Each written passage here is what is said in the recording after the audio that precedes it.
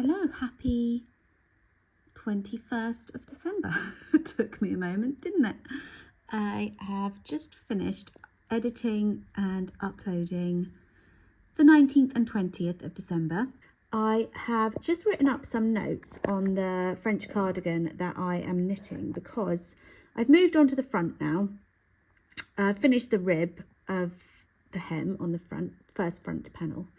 And by the time I actually come round to knitting it in the evenings, I'm tired and can't be bothered with the translating. So I have just started writing up the translation, not in massive detail, not in all the different sizes, just some notes for me to follow, because I've also changed the length of the body slightly with mine.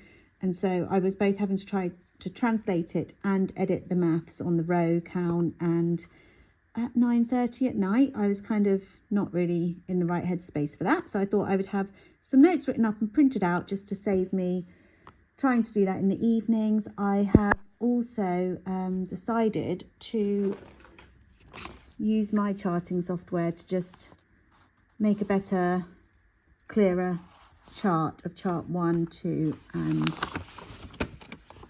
3 for the same reason, because based on how I feel about the back so far, I can see myself knitting this again in a different colour. So I certainly don't want to have to do all the translating a second time around. I'd rather have some English notes written up.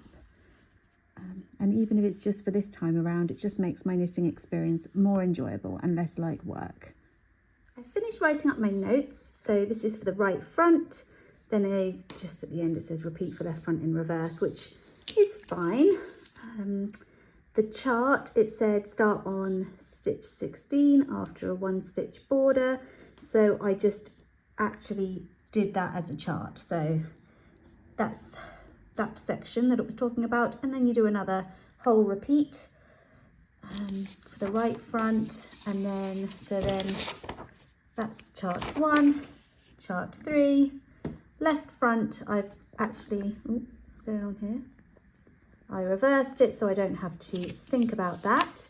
And then I wrote up the sleeves as well. And then what I may do is, once I finish the cardigan, but it's still fresh in my head, I might just come back to this document and add in the back. And then I have that for if I want to knit it next time. So I'm super pleased with that. To follow my charts, or to follow charts when I'm knitting, I use washi tape. So I sort of stick the washi tape onto a cushion cover or my jean or whatever's close by, just to make it slightly less sticky. And then I cover up the row that I've just done, and I just work from the row above the washi tape. I know a lot of people put their patterns in like plastic wallets and then use the washi tape, or laminate them. I guess if you're going to use the pattern over and over again, then laminating is a good option. If you're just going to use it once, it's a bit, I guess it's a bit plastic heavy. But anyway, so that, I'm pleased about that, because it means when I come to work on that in the evenings, it will be far more relaxing. So I'm going to show you some bits that just arrived today. I placed an order with Oliver Bonus, which is one of my favourite shops, a little while ago, and it just turned up today. So I got this beautiful cushion cover to go on my couch. I adore the colours in this so much, and the contrasting prints and the little touch of metallic gold. I'd really like to do some applique soon. I haven't done any in years. But anyway, I thought I had the right cushion pad for this. Turns out, as you can see, mine is too big. So I've kind of stuffed it in there, but I need to get the right size pad. So I will order that, which is not a problem. This is going to go on my sofa. I'll show you when it's in place. I also got this little fake plant because there is a plant up here on my shelf that is, the shelf needs refilling. I'm going to do that in a minute. But this plant here, look, you can see she's so miserable. It's because there's a radiator under this shelf. So she's absolutely fine up there in the summer and looks lovely. And then in the winter, she just is really miserable. And I don't want her to completely die. So I think I'm going to pop her above one of my kitchen cupboards away from the heat. And I'm just going to pop this little plant up there. She didn't come in the pot, but I already had that pot. So I'm just going to pop her up there. She's quite a bit smaller, so I may add some other little bits to that top shelf, just so it doesn't look too bare.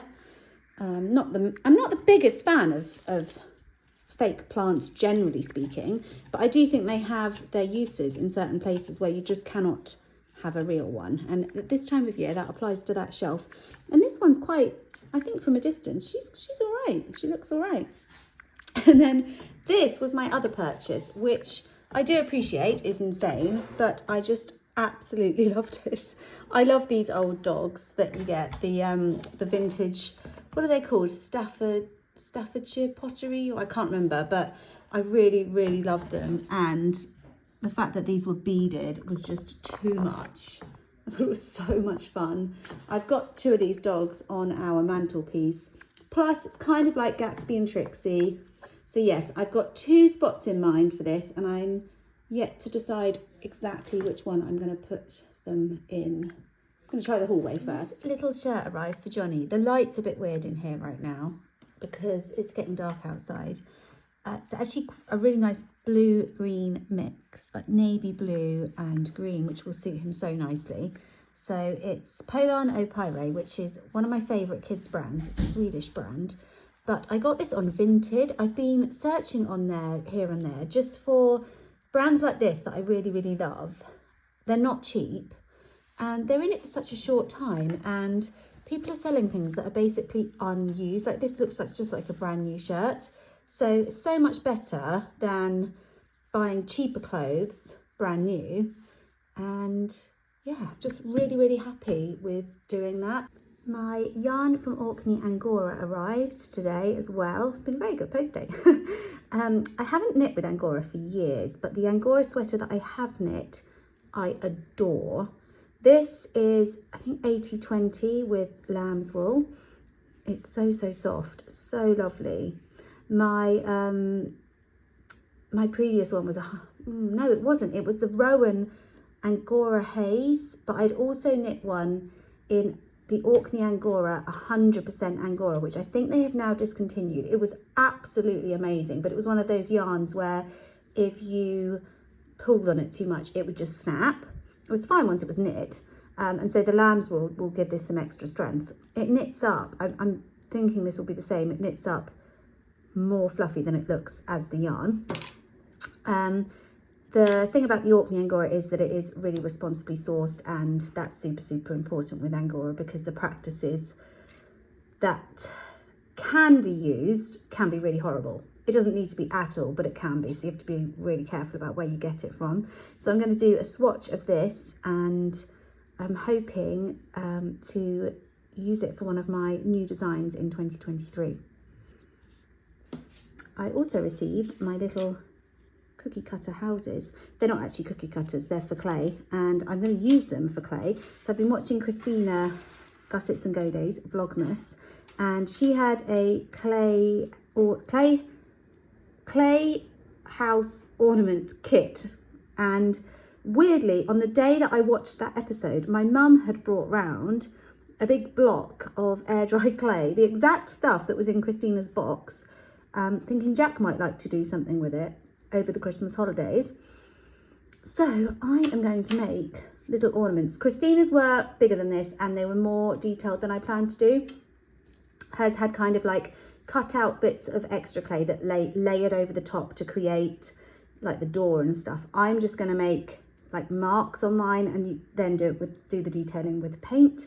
I thought it'd be super fun to do a Whitmore sweater, and maybe the Clarendon sweater, and then a snowflake as well. So yeah, happy to have this, and I figured I can use it for cookies too. I mean, it's plastic, which is normally the cookie ones are metal, but I'll get through some cookie dough with that, won't I? So I think that'll be super cute.